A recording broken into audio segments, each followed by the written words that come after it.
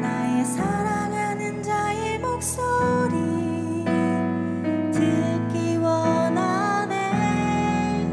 나의 사랑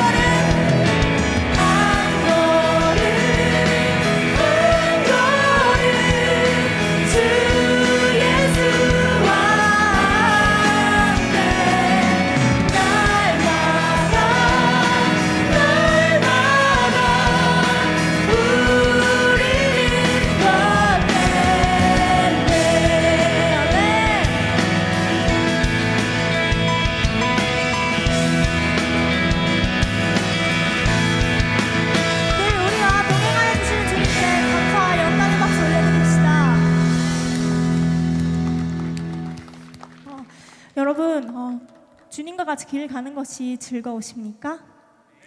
우리의 인생 안에 실제하고 계신 주님이 기쁘지 않으십니까? 기쁘지 않으십니까? 실제하고 계신 것이 기쁘지 않으십니까? 기쁘시지 않습니까?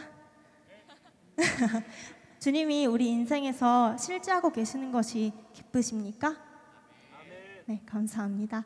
우리 이 시간 우리 안에 실제하고 계신 주님을 더욱더 기쁘게 찬양하며 나아가도록 하겠습니다.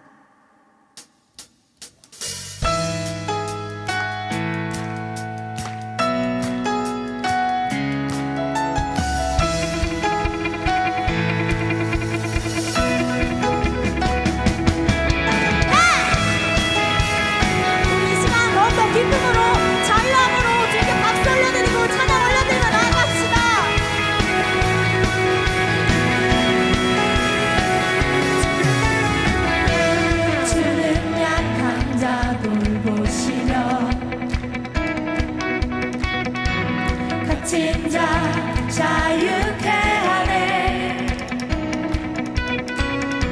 눈먼 자 보게 하시며 억눌린 자 자유케 해. 새롭게 하시는 주 기뻐해 기뻐해. 날 구원하신 주를 기뻐해. 나를 자유케 하셨네. 기뻐해. 나를 피난처 계시니 그곳에 달려가 안전하리.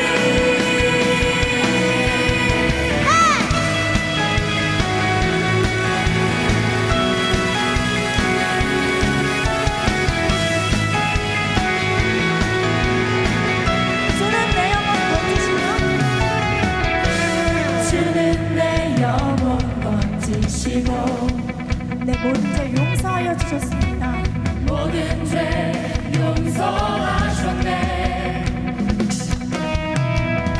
주 얼굴 보게 하시며 주 은혜로 자유케 해. 새롭게 하시는 주 기뻐해 기뻐해. 날 구원하신 주를 기뻐해. 날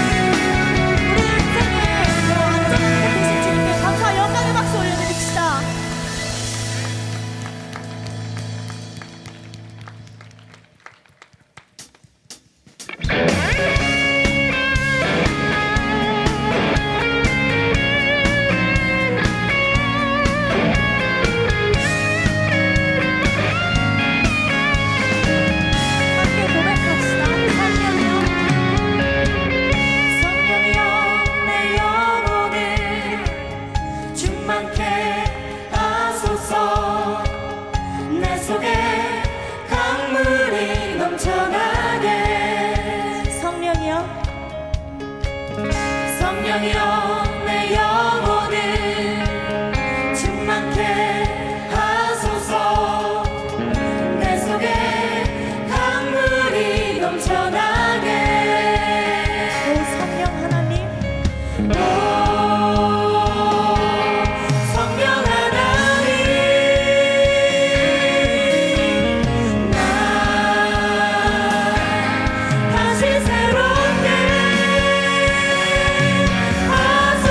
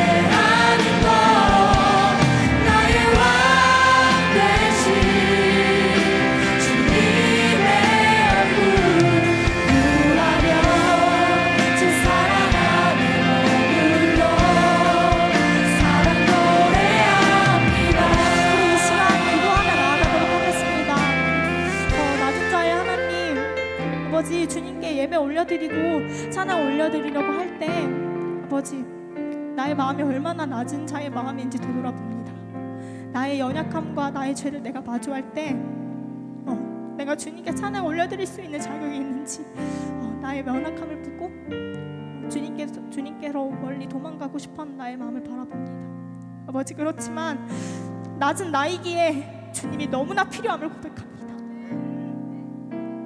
아버지, 이 시간 지금 나의 마음 가운데 와줘 주셔서 아버지, 낮은 마음을 가지고 있는 나이지만 이 마음마저 기쁘게 받아주시옵시고 나를 안아주시옵시고 그러므로 말미암아 내가 주님과 같이 길 걸어갈 수 있도록 인도하여 주시옵소서. 이 기도 제목 가지고 우리 주여 이름 크게 한번 부르짖고 기도하며 나아가도록 하겠습니다. 주여! 반갑습니다. 저는 더드림 청년부의 이희웅 청년이고요. 네, 리메인에서 일렉기타를 치고 있습니다. 네, 제가 오늘 올라온 이유는 특송을 하기 위해서 올라왔고요. 리메인 대표로 우리 이렇게 다 같이 리메인 세션들이 다 같이 올라오게 됐습니다. 네. 찬양을 할 곡은 지금 내 안에라는 곡이고요. 저의 자작곡입니다. 일단. 네. 일단 이 곡을 하기 앞서 이 곡을 쓰게 된 이유는 항상 찬양팀을 되게 오래 했거든요, 제가. 근데 하면서 여러 찬양팀의 노래를 들으면서 카피를 하고 또 이 자리에서 이렇게 예배를 하고 함으로써 되게 마음속 한 구석에는 나도 이들처럼 본인의 팀의 노래로 찬양을 하고 싶다. 또 우리 젊은이 교회가 또 리메인 찬양팀이 만든 곡으로 다 예배를 한번 해보고 싶다. 이런 마음을 하나님께서 주시더라고요. 그래서 그때부터 하나님이 주신 영감을 가지고 계속 곡을 썼어요. 네, 쓰기 시작했고 또 그 밤 때 또 그때 당시 이제 여기 간사님으로 계셨던 한나영 간사님, 나영 누나랑 같이 이제 작사를 같이 하고 지금이야 돼서 이제 이렇게 곡을 발표를 하게 됐는데 참 곡 내용은 항상 내 안에 계시고 지금 여기 계시고 저는 그런 주님을 어제도 오늘도 내일도 찬양합니다 라는 내용으로 가사를 썼고요. 네, 오늘 이렇게 발표를 함으로써 이제 앞으로 쭉 우리는 같이 이 곡으로 예배를 하게 될 것입니다. 네, 잘 들어주시고요. 네, 찬양해야겠죠?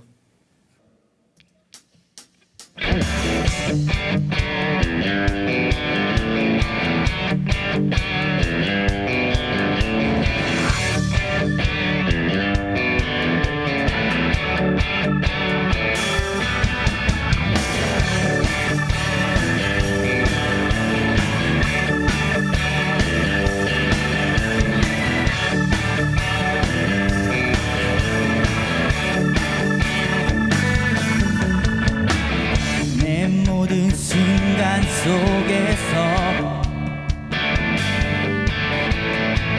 수많은 상황 속에서 언제나 함께 하시는 주님만 높여 찬양해. 아멘. 지금 내 안에 살아계신 주 영원히 주님만 바라보기 원해. 지금 내 안에 살아계신 주 영원히 주님만 예배하기 원해.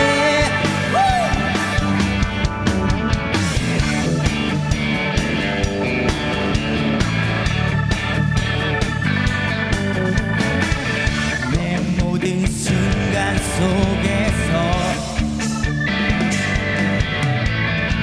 수많은 상황 속에서 언제나 함께 하시는 주님만 높여 찬양해. 지금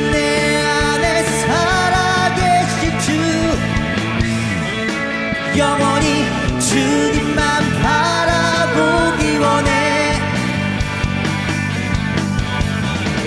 지금 여기에 살아계신 주,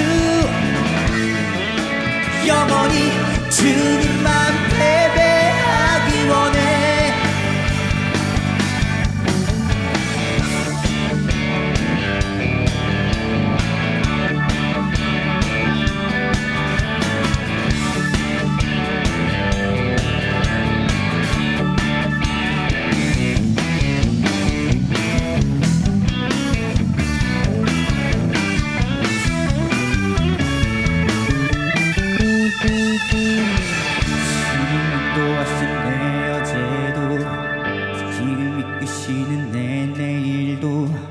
주님이라시는 내 오늘도 항상 함께 하실 주님 난 찬양해. 주님 인도하신 내 어제도 주님 이끄시는 내 내일도 주님이라시는 내 오늘도 항상 함께 하실 주님 난 찬양해. 주님이라시는 내 어제도 주님 이끄시는 내 내일도 주님이라시는 내 오늘도 항상 함께 하실 One, two, three, go! 주님 인도하신 내 어제도 주님 이끄시는 내 내일도 주님이라시는 내 오늘도 항상 함께 하신 주님 난 찬양해. 주님 인도하신 내 어제도 주님 이끄시는 내 내일도 주님이라시는 내 오늘도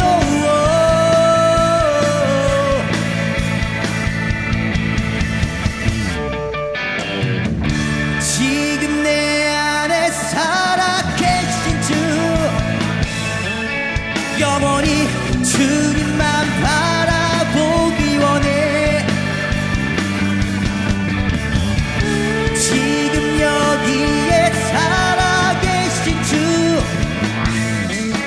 영원히 주님만 바라보기 원해.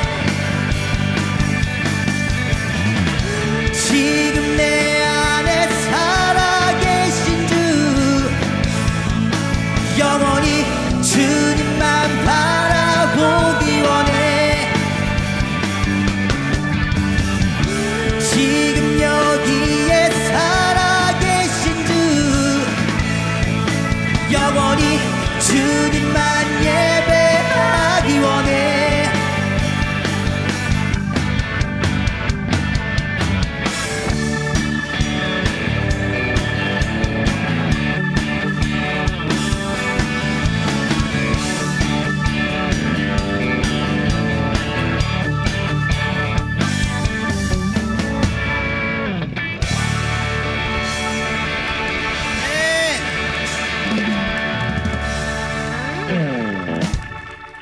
감사합니다. 하나님 말씀 보겠습니다. 오늘 하나님께서 우리에게 주신 말씀 구약 출애굽기 33장 11절 말씀입니다.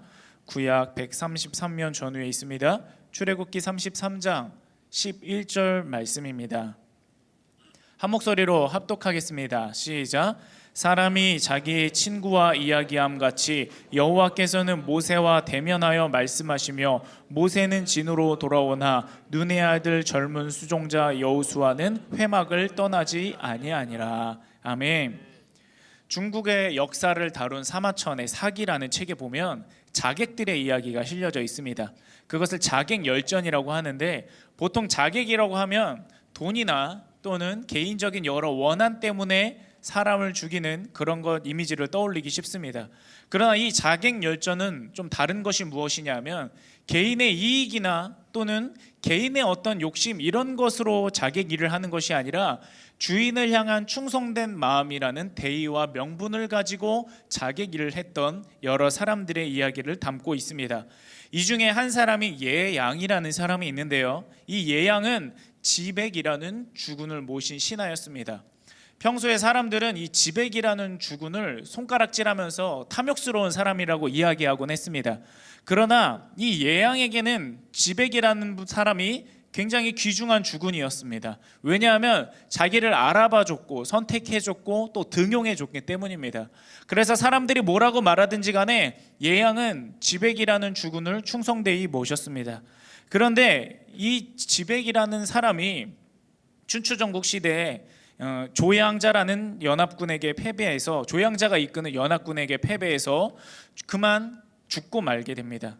지백은 생전에 신하였던 예양을 인정해주고 등용해줬기 때문에 예양은 지백의 원수를 갚기 위해서 자객이 되면서 유명한 말 하나를 남겼습니다. 그것은 무엇이냐 하면, 선비는 자기를 알아봐주는 사람을 위해 죽는다, 신하는 자기를 알아봐주는 주군을 위해 죽는다, 이런 말을 남겼습니다.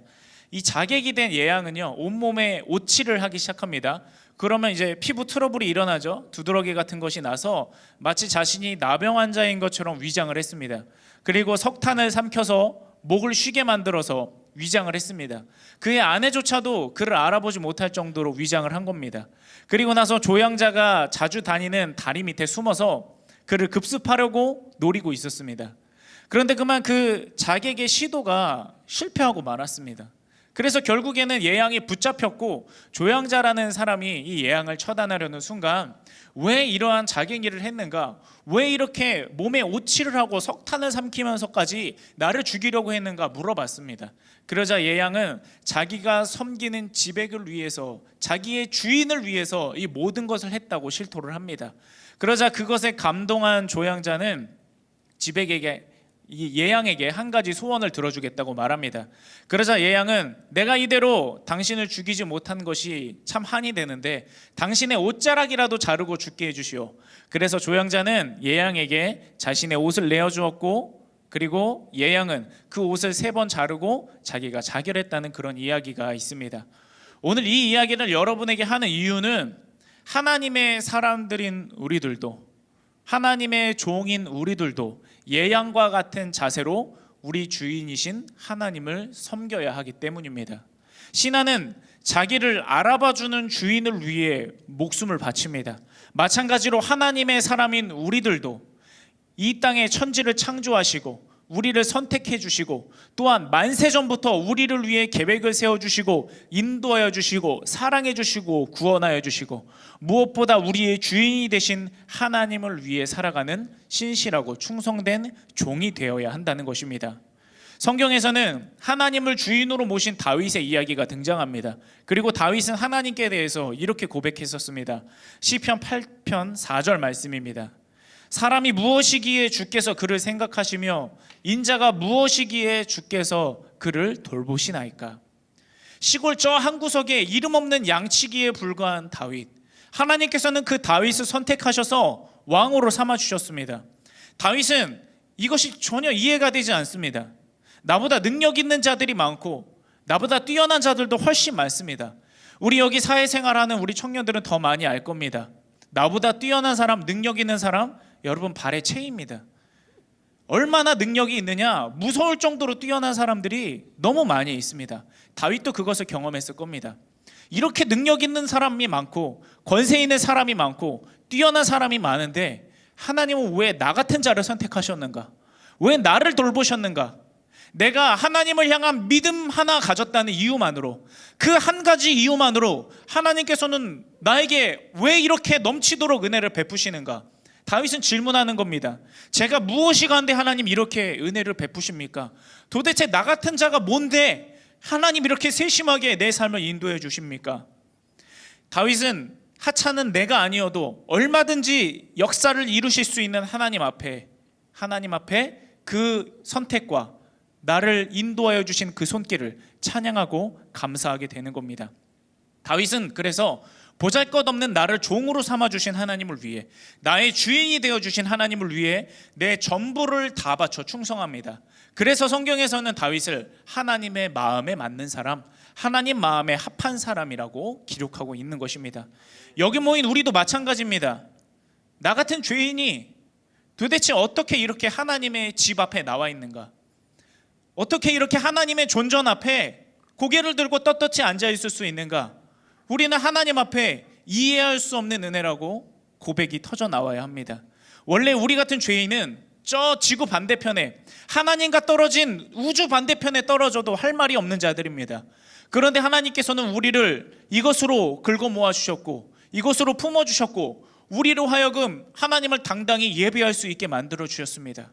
이토록 큰 하나님의 은혜 앞에 우리는 예양과 같이, 다윗과 같이, 또 성경에 충성된 모든 사람들과 같이 주인을 위해 충성된 종이 될 수 있기를 주님의 이름으로 축복합니다. 하나님께서는 우리를 위해 예수님까지 죽이시면서 우리에게 최선을 다하셨습니다. 여러분, 하나님이 인간을 위해 최선을 다하셨다, 이 표현이 여러분의 심령 가운데 깊이 깨달아지기를 소원합니다. 우리는 종을 위해 목숨을 버린 우리 주인, 우리 죽은 예수 그리스도를 위해서 마땅히 목숨까지도 아끼지 않고 충성해야 합니다. 우리는 더 뜨거울 수 없이 예수님을 사랑해야 합니다. 더 보탤 수 없이 예수님께 최선을 다해야 합니다. 더 간절할 수 없이 예수님을 열망해야 합니다. 그것이 종된 우리를 종으로 삼아주신 주인된 예수 그리스도를 향해 우리가 회복하고 다시 쌓아야 될 삶의 재단인 것입니다. 오늘 본문에 등장하는 여호수아도 이렇게 보잘것없고 자격 없지만 이런 나를 선택하여 주셔서 종으로 삼아주신 하나님께 충성을 다한 사람이었습니다. 말씀을 함께 살펴봄을 통해서 우리도 영원히 우리의 주인이 되신 예수님을 어떻게 섬겨야 하는가, 어떤 것이 주님을 열망하는 것인가, 하나님의 영감을 얻고 그것을 삶 가운데 실천할 수 있기를 바랍니다. 우리가 흔히 생각하기는 여호수아가 세워졌을 때, 모세가 이제 나이가 들어서 죽기에 가까웠으니까 누군가를 세워야 하기 때문에 여호수아를 세웠구나, 이렇게 생각하기 쉽습니다. 그러나 여러분, 누군가가 세워져야 하기 때문에 세운 것이 아닙니다. 해야 되기 때문에 한 것이 아닙니다. 하나님께서 작정하신 바가 있었고 하나님의 작정하신 것이 이루어질 뿐입니다. 사람의 계획은 한 치 앞도 내다볼 수 없는 불완전함으로 가득 차 있습니다. 그러나 하나님의 계획은 언제나 인간이 가늠할 수 없을 만큼 앞서 있고 하나님께서는 그것을 반드시 이루십니다. 여호수아를 세운 것도 후계자를 세워야 돼서 세운 것도 아니고 모세의 뒤를 이을 누군가가 필요하기 때문에 뽑은 것도 아닙니다. 다 하나님께서 작정하셔서 마음 먹으신 대로 이뤄내시는 저항할 수 없는 하나님의 섭리였다는 것입니다. 우리 제단을 쌓아라 8번째 시간에 여호와 니시 승리의 제단에 대한 말씀을 살펴본 적이 있습니다. 그것을 한번 우리 같이 떠올려 봤으면 좋겠습니다. 그 내용은 막 출애굽한 이스라엘 백성들과 그들을 약탈하러 온 아말렉 족속과의 전투의 이야기를 담고 있습니다. 이스라엘은 430년간 노예였습니다. 10년, 20년 칼자루를 안 잡아본 게 아닙니다. 430년간 칼자루를 잡아본 적도 없고 그들은 그저 지푸라기로 벽돌을 만들거나 가축을 치던 사람들이었습니다. 그런데 그들이 애굽에서 나왔다고 해서 갑자기 전투 실력이 늘어나거나 그러지 않습니다. 아말렉들 만났을 때, 전투의 베테랑인 그들을 만났을 때 이스라엘에게는 아무런 승산이 없었습니다. 그러나 여러분, 승산은 없을지라도 기도는 할 수 있습니다. 가능성은 없을지라도 가능성을 만들어내시는 하나님을 의지할 수 있습니다. 그래서 모세는 기도했습니다.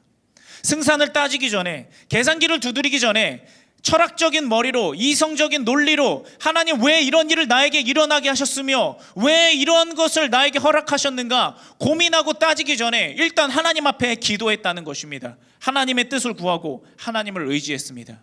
여러분, 우리는 삶 가운데 많은 실패를 경험하기도 하고 또 어려움을 경험하기도 합니다. 우리는 이것을 내 자신이 약하기 때문에 이러한 일들이 일어났다고 말하기도 합니다. 그러나 여러분, 우리의 약함은 패배의 절대 원인이 될 수 없습니다. 왜냐하면 누구는 약하고 누구는 강한 것이 아니라 우리 전부 다 약하기 때문입니다. 따라서 내가 약하기 때문에 진 겁니다. 이것이 내 유일한 이유입니다. 우리는 그렇게 말해서는 안 됩니다. 우리는 하나님을 의지하지 않기 때문에 패배한 경우가 너무도 많이 있습니다. 하나님을 의지할 수 있음에도 의지하지 아니하고 하나님을 의지하려는 생각조차도 떠올리지 못했기 때문에 우리의 삶은 실패할 때가 많이 있는 것입니다. 내 약함이 절대 이유가 아닙니다. 우리는 넘어질 수 있습니다. 그러나 넘어진 것은 진 것이 아닙니다. 넘어졌을 때 내가 아직도 예수님을 붙잡고 있다면 그것은 진 게 아닙니다. 이긴 겁니다. 우리는 슬퍼할 수 있고 고난에 처할 수도 있고 가장 비참한 바닥 가운데 처박히는 아픔을 겪을 수도 있습니다. 그러나 그 아픔을 겪었다고 해서 내가 진 것이 아닙니다. 그 아픔 가운데, 그 바닥 가운데, 그 처절한 가운데 내가 아직도 필사적으로 예수 그리스도를 붙들고 있다면 우리는 진 것이 아닙니다. 이긴 것입니다. 예수님을 붙잡고만 있다면 예수께서는 우리를 반드시 승리하게 만들어 주실 것이기 때문입니다. 모세도 그걸 알았습니다. 아말렉을 만났을 때 두려웠습니다. 무서웠습니다. 내가 백성의 지도자로서 이 백성들을 돌봐야 될 무거운 책임감이 있는데 저들을 만났을 때 아무것도 할 수 없는 내 자신이 비참했습니다. 그러나 모세가 할 수 있는 한 가지는 있었습니다. 바로 그 상황에서 하나님을 의지하는 것입니다. 그러자 하나님께서는 모세를 도와주십니다. 절망한 시간에 그 시간을 아껴 하나님을 의지한 모세를 위해서, 낙심할 힘이 있다면 낙심할 힘까지도 짜내서 하나님을 의지한 모세를 위해서 하나님은 그 기도에 응답하여 주셨고 역사해 주셨다는 것입니다. 캄보디아 이제 선교를 갔다 와서 이제 캄보디아 선교사님의 여러 이야기들을 듣고 또 여러 가지 선교의 경험들을 들을 때 그 선교사님이 이런 말씀을 하셨습니다. 내가 수많은 시행착오를 겪고 어려움도 겪고 실패도 겪었는데 결국에는 결론은 단 하나였다. 그것이 무엇이냐면 하나님께서 그래서 이 방법을 사용하신 거였구나. 하나님이 이래서 이 방법을 나에게 허락하신 거였구나. 결국엔 결론은 그것 하나였다는 것입니다. 하나님을 의지하다 보면 나중에 가면 그 비밀은 풀립니다. 하나님을 실실하게 의지하다 보면 나중에 가면 그 이해할 수 없는 고난이 은혜로 바뀌어져 있는 것을 어느샌가 발견할 수 있게 되는 겁니다. 그러므로 우리는 끝까지 하나님을 의지하고 기도하고 붙들어야 합니다. 이와 같이 모세와 아론과 훌의 기도, 그리고 하나님께서 우리의 기도에 반드시 응답해 주시리라 믿고 사지와 다름없는 아말렉을 향해 무작정 전진하는 여호수아를 위해서 하나님께서는 놀라운 승리를 그들에게 허락해 주셨습니다. 그런데 여러분, 이 최초의 전투 후에 여호와 니시의 승리를 경험하게 하면서 하나님께서는 동시에 특별한 명령을 함께 주셨습니다. 그 내용인 출애굽기 17장 13절 이하의 말씀을 봅니다. 여호수아가 칼날로 아말렉과 그 백성을 쳐서 무찌르니라. 여호와께서 모세에게 이르시되 이것을 책에 기록하여 기념하게 하고 여호수아의 귀에 외워 들리라. 내가 아말렉을 없이하여 천하에서 기억도 못하게 하리라. 모세가 제단을 쌓고 그 이름을 여호와 니시라 하고. 승리를 겪은 뒤에 하나님께서 명령하신 것은 내가 지금 이 전술을 사용해서 이 방법을 사용해서 너희에게 승리를 줬으니까 어서 이 전술을 받아 적어라. 그래서 다음 전투 때는 이 전술대로 싸워라. 이 병법대로 싸워라. 하나님께서는 그렇게 말씀하지 않으셨습니다. 너희가 이 승산 없는 싸움 가운데서 나에게 기도했을 때 내가 승리를 줬던 것을 기억해라. 너희가 끊임없이 기도의 끈을 놓지 아니하고 나를 필사적으로 의지했을 때 내가 비로소 승리를 줬던 것을 기록해라. 그런 다음에 그 기록한 것을 여호수아의 귀에 못이 박히도록 외워 들리게 하라. 하나님께서는 그것을 명령하신 것입니다. 하나님께서는 나중에 가서 모세가 나이가 먹어서 누군가를 뽑아야 하기 때문에 여호수아를 선택한 것이 아닙니다. 아예 출애굽 최초의 전투에서부터, 처음 일어난 전투에서부터 이미 여호수아를 선택하셨습니다. 그리고 여호수아를 하나님의 사람으로 훈련시키기 위해 하나님께서 쓰신 방법은 하나였습니다. 말씀으로 무장시키는 것입니다. 하나님께서는 여호수아에게 어떻게 하면 잘 싸우는지를 교육시키지 않으셨습니다. 하나님의 말씀을 무장시키셨습니다. 여호수아에게 좋은 무기를 주거나 좋은 말을 주거나 병거를 주는 방식으로 여호수아를 하나님의 사람으로, 하나님께서 쓰시는 장수로 훈련시키지 않았습니다. 그저 하나님을 의지하는 말씀, 하나님만을 붙들고자 하는 말씀, 그 말씀 하나만 여호수아의 귀에 외우기까지 들리게 하신 것입니다. 여러분, 이것이 승리의 유일한 비결입니다. 하나님의 뜻을 헤아리는 것, 하나님의 말씀의 검을 취하는 것, 하나님의 말씀을 내세워 하나님을 의지하는 것, 그것이 유일한 승리의 비결이었고 하나님께서 여호수아를 훈련시키는 방법이었던 것입니다. 장인이 그림을 그릴 때 붓이 자기 마음대로 움직인다면 그 그림은 반드시 졸작이 될 것입니다. 그러나 그 붓이 장인의 손에 움직이는 대로 그 손에 꼭 맞게 순종하여 움직인다면 무엇을 그리든지 간에 그것은 명작이 될 것입니다. 마찬가지로 말씀으로 무장된 사람만이 하나님께 쓰임받을 수 있고, 말씀으로 무장된 사람만이 하나님의 뜻을 헤아려 그 뜻을 이루는 도구가 될 수 있는 것입니다. 하나님께서는 아예 첫 전투에서부터 여호수아에게 이것을 교육시킵니다. 하나님을 내 가능성으로 삼는 방법, 말씀으로 무장하여 하나님의 뜻을 내세우는 방법, 하나님을 신뢰하는 방법, 그것이 바로 여호수아에게 주신 하나님의 뜻이었던 것입니다. 모세의 뒤를 이어서 여호수아가 이끌 이스라엘 민족은 반드시 정복 전쟁을 치러야 합니다. 사실 이것을 위해 하나님께서는 여호수아를 선택하신 것이고 그를 싸움의 선봉장에 세우신 것입니다. 이 전쟁은 단순히 믿지 않는 자들을 사륙하는 의도가 아닙니다. 믿지 않기 때문에 그들을 죽여라, 단순히 이런 의도로 하나님은 전쟁을 일으키시는 분이 아닙니다. 그런 하나님이었다면 예수님을 보내주지도 않으셨을 것입니다. 이 전쟁은 분명한 영적 전쟁이었고 하나님의 뜻을 이루는 것이었고, 여기에는 분명한 특징이 있었습니다. 첫째로, 하나님께 반드시 묻고 싸워야 합니다. 하나님은 모든 생명을 귀중하게 여기시기 때문에 하나님께 묻지 않고 허락받지 않고 전쟁을 하는 자들을 반드시 패하게 하시고, 이긴 것 같을지라도 결국엔 망하게 만들어 주십니다. 둘째로, 돌이킬 기회를 주십니다. 정보 전쟁을 할 때 하나님께서는 가장 먼저 하라고 명령하신 것이 있습니다. 그것은 무엇이냐 하면 화평을 청하는 것입니다. 돌이킬 기회를 주시는 것입니다. 하나님이 전쟁을 도구로 사용하실 정도가 되면 이미 그들은 타락할 대로 타락한 수준입니다. 그런데도 하나님께서는 그들이 다시 돌이킬 수 있게 하시려고, 그들의 목숨을 다시 구원해 주시려고 하나님은 다시 화평을 청하라, 화평부터 청해서 그들이 되돌아올 수 있는 기회를 주어라, 그렇게 말씀하신 것입니다. 그리고 마지막으로 셋째, 전쟁은 하나님의 구원을 위한 전쟁이었습니다. 왜 하나님께서는 전쟁이라는 도구를 사용하실까? 악을 끊어내는 수단이었던 것입니다. 한 예로 이스라엘의 정복 전쟁의 무대가 되는 가나안 땅에는 몰록이라는 신이 우상으로 숭배되고 있었습니다. 이 세상에 널리 퍼져 있었습니다. 이 신을 숭배하는 방법을 한번 보시기 바랍니다. 레위기 말씀입니다. 너는 결단코 자녀를 몰렉에게 주어 불로 통과하게 하므로 내 하나님의 이름을 욕되게 하지 말라. 나는 여호와이니라.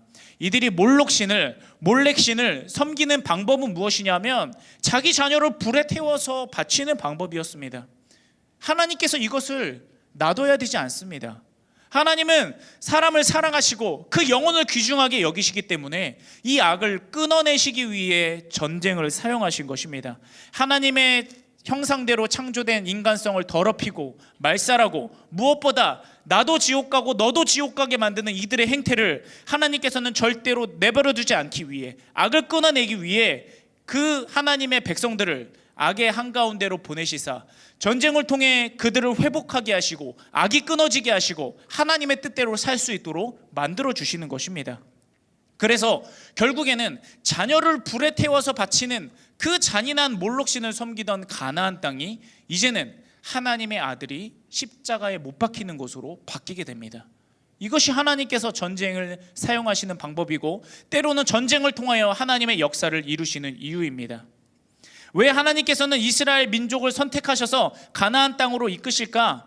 여러분, 구원을 위해서입니다. 하나님께서 하시는 모든 일은 다 구원의 초점에 맞춰져 있습니다. 성경을 읽을 때 이해가 되지 않는 말씀이 있을 때 오직 한 가지 키워드로 해석해야 됩니다. 예수 그리스도의 구원.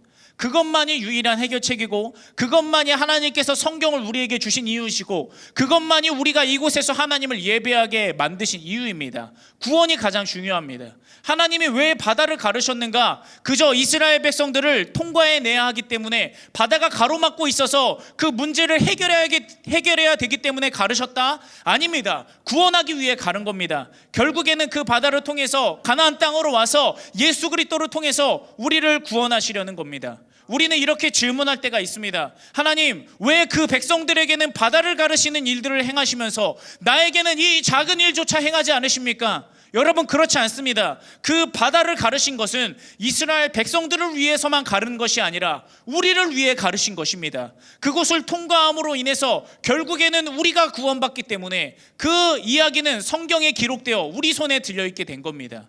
그 바다를 가른 이야기가 우리를 향한 이야기가 아니라면, 그 바다를 가른 역사가 우리를 향한 역사가 아니라면 하나님께서는 수많은 선교의 피를 흘리면서까지 이 성경이 우리 손에 들려있게 하지 않으셨을 것입니다.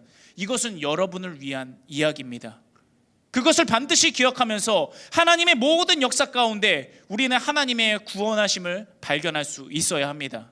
어떤 민족을 바라봤을 때 왜 어떤 민족은 흥왕하기도 하고 어떤 민족은 순식간에 포로로 끌려가기도 하는가? 왜 어떤 사람의 인생은 흥왕하는 것처럼 보이기도 하고 형통하는 것처럼 보이기도 하다가 왜 어느 순간 갑자기 바닥으로 내려가는 것 같은 고난을 겪게 되는가? 여러분, 사람의 인생을 다루시고 민족을 다루시고 인간의 모든 역사를 다루시는 것입니다. 무엇을 위해서? 구원을 위해서 다루시는 것입니다. 하나님의 관심사는 그것 하나입니다. 그렇기 때문에 예수 그리스도까지도 아끼지 아니하시고 우리에게 보내주신 것입니다.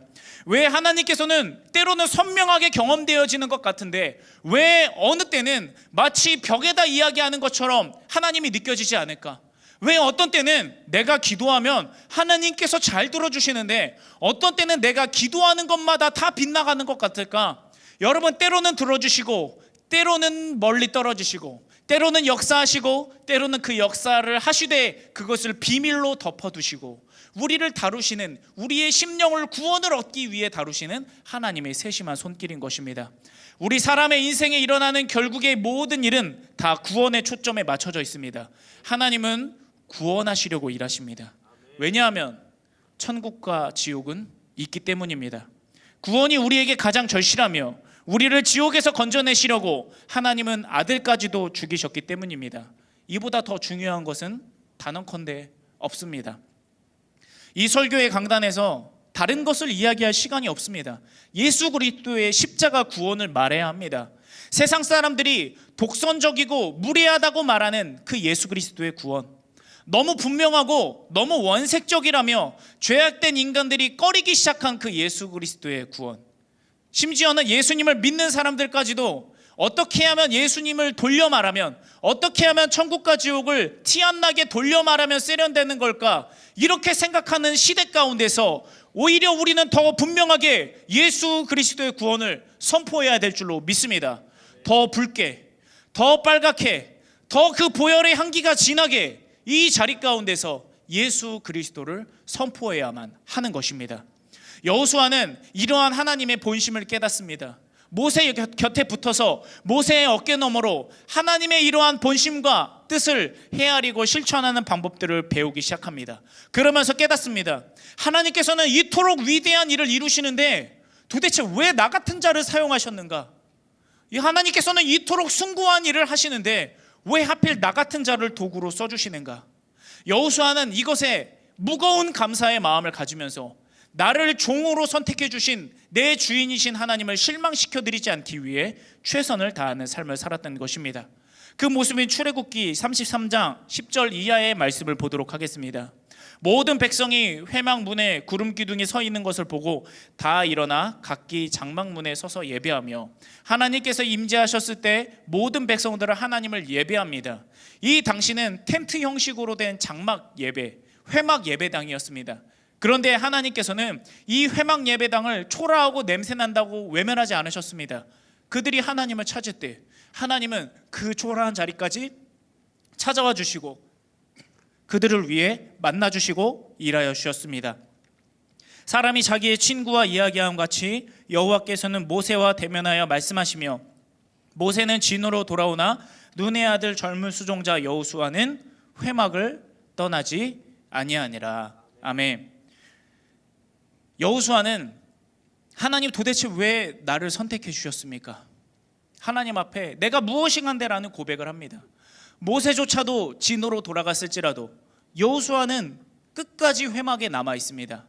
왜 회막에 남았을까요? 회막에 그 오랜 시간 동안 남아서 도대체 여호수아는 무엇을 했을까요? 여러분 따라해 봅시다. 하나님을 열망했다. 우리 더 크게 따라해 볼까요? 하나님을 열망했다. 여호수아는 그 누구보다도 오래 하나님을 만나고 싶었습니다. 그 누구보다도 오래 하나님을 예배하고 싶었습니다. 그 누구보다도 더 깊이 하나님께 기도하고 싶었습니다. 그래서 회막을 떠나지 않은 것입니다. 나 같은 자를 선택해 주신 하나님을 위해 내가 할 수 있는 일이라고는 하나님을 예배하는 것, 하나님을 기대하는 것, 하나님을 열망하는 것, 그것밖에 없기 때문에 내가 있는 자리에서 최선을 다해 하나님을 찾고 하나님을 예배하고 하나님 앞에 내 자신을 드렸던 것입니다. 결국에 이러한 여호수아의 모습을 통해서 하나님을 열망하는, 누구보다도 하나님을 사랑하고 누구보다도 예배하고 기도하고 하나님을 찾았던 여호수아를 위해서 하나님께서는 결국 그를 하나님의 사람으로 세워주시고 사용하여 주십니다. 신명기 31장 23절 말씀입니다. 여호와께서 또 눈의 아들 여호수아에게 명령하여 이르시되 너는 이스라엘 자손들을 인도하여 내가 그들에게 맹세한 땅으로 들어가게 하리니 강하고 담대하라, 내가 너와 함께 하리라 하시니라. 아멘. 여러분, 말씀을 정리합니다. 하나님께서는 여호수아를 찾아와 주셔서 선택해 주셨습니다. 그가 능력이 있기 때문에 선택한 것이 아닙니다. 그가 하나님의 일을 이룰 만한 뛰어난 재능이 있고 넘치는 소질이 있기 때문에 뽑은 것이 아닙니다. 그가 하나님을 의지하고 하나님을 열망했고 그 누구보다도 더 뜨겁게 하나님을 찾는 사람이었기 때문에 하나님께서는 여호수아를 선택해 주신 것입니다. 이해가 되지 않는 분에 넘치는 호의와 은혜와 축복을 베풀어 주신 것입니다. 이것을 여러분 은혜라고 합니다. 여호수아는 은혜를 입은 자로서 나를 종으로 삼아준 하나님을 향해, 내 주인이 되신 하나님을 향해 최선을 다하고 싶었습니다. 더 열망하고 더 그분 앞에 신실하기를 원했습니다. 내 부족함 때문에 그분을 실망시켜드리고 싶지 않아서 더 뜨겁게 하나님을 찾고 더 뜨겁게 하나님을 예배했습니다. 그래서 결국에는 하나님께서 함께 해주시고 강하게 하시고 담대하게 하시는 사람이 될 수 있었다는 것입니다.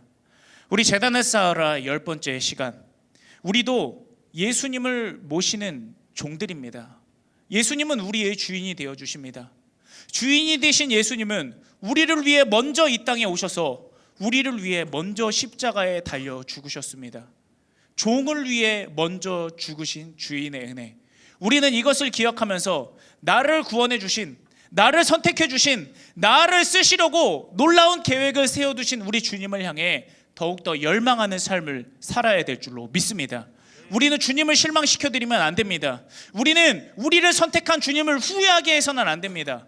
더 여호수아와 같이 주님을 열망하고 주님을 사랑하고 주님을 찾아야 됩니다. 그래서 여기 모인 우리 모두가 자격 없는 나를 선택하여 주시고 종으로 삼아 주시고 나를 위해 십자가에 달리시며 주인이 되어신 우리 주님을 위해 내 삶 모든 순간 가운데 우리 주님만을 열망하며 사랑하고 예배하는 삶을 살게 되기를 우리 주님의 이름으로 간절히 축원합니다. 아멘.